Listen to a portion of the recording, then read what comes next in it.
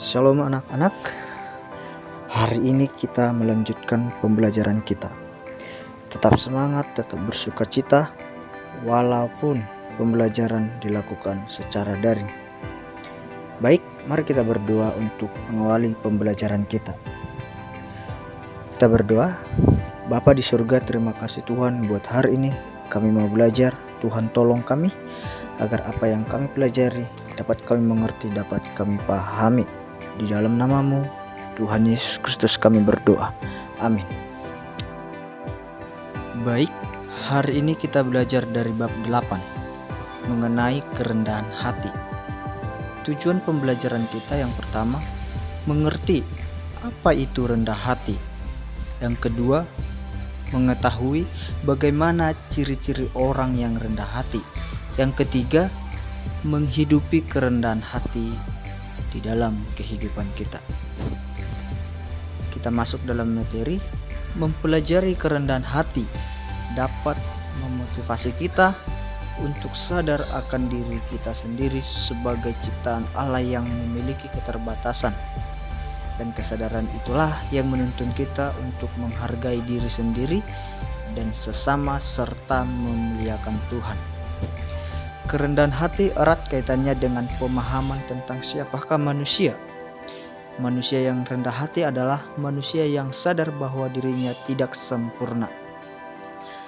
Kerendahan hati atau humility berasal dari kata humus dalam bahasa Latin yang artinya tanah atau bumi.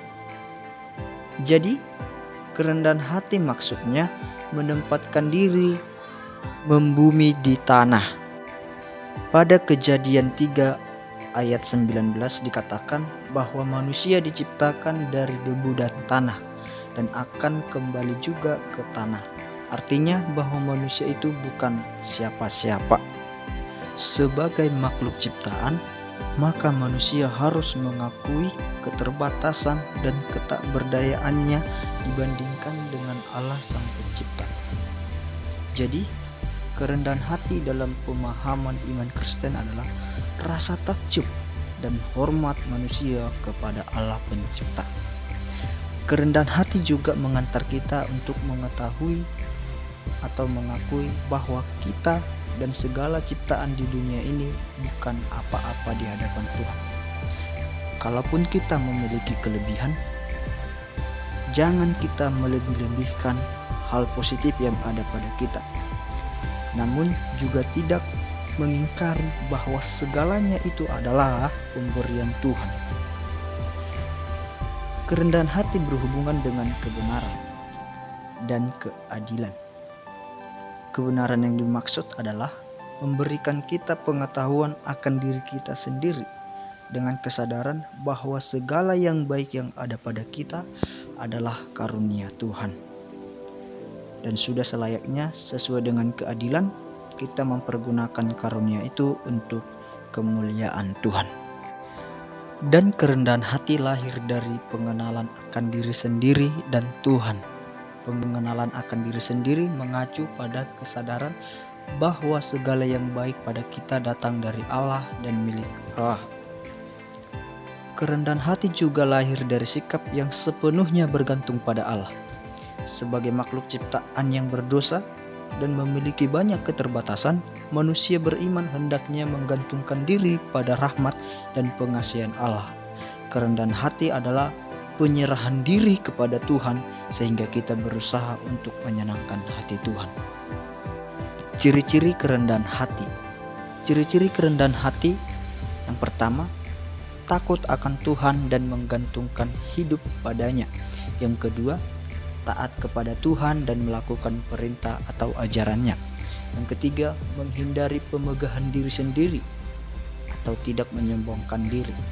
Yang keempat, menghargai kelebihan orang lain. Yang kelima, menyadari kelemahan diri. Yang keenam, menghargai talenta yang Tuhan berikan dan dipakai untuk menolong orang lain dan berpartisipasi dalam komunitas gereja. Yang ketujuh, bersedia menolong orang lain dengan tulus dan tanpa pamrih. Apakah rendah hati sama dengan rendah diri? Jawabannya, tidak sama. Rendah hati dan rendah diri itu berbeda. Rendah hati adalah sikap yang menyadari manusia adalah makhluk yang fana, yang penuh keterbatasan. Karena itu, manusia harus bergantung sepenuhnya kepada Allah.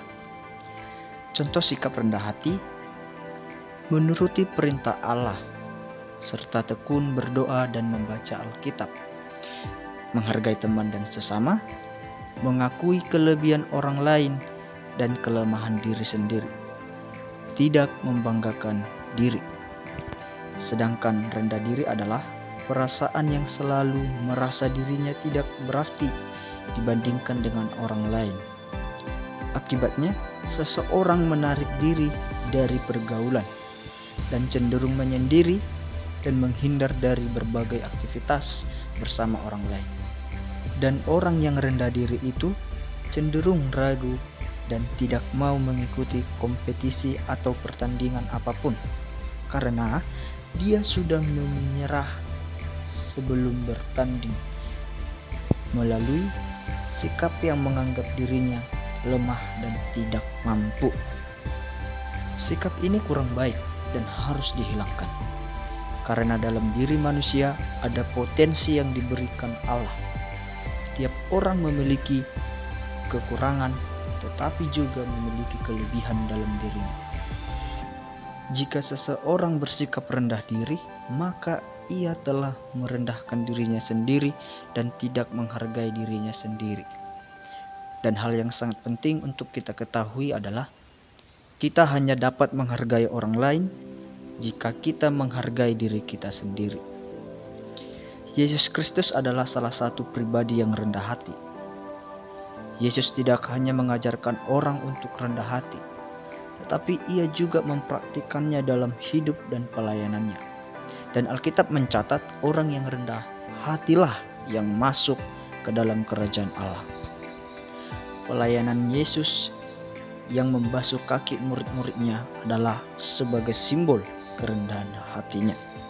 Ia mengatakan, "Aku datang untuk melayani dan bukan untuk dilayani." Baik, sampai di sini pembelajaran kita hari ini. Tetap semangat, tetap cinta Tuhan, tetap berjuang, mempergunakan waktu yang ada. Lakukan apa yang harus kalian lakukan. Seperti biasa, kerjakan kegiatan-kegiatan atau tugas-tugas yang ada di buku pelajaran yang kalian pegang di rumah dan kirim kepada Bapak. Bapak akan menilainya. Mari kita berdoa mengakhiri pembelajaran kita hari ini. Bapa di surga, terima kasih Tuhan buat hari ini. Kami sudah selesai belajar. Tuhan memberkati kami agar apa yang kami pelajari dapat kami mengerti, kami pahami. Di dalam nama Yesus kami berdoa dan mengucap syukur. Haleluya. Amin. Tuhan memberkati kita semua. Shalom.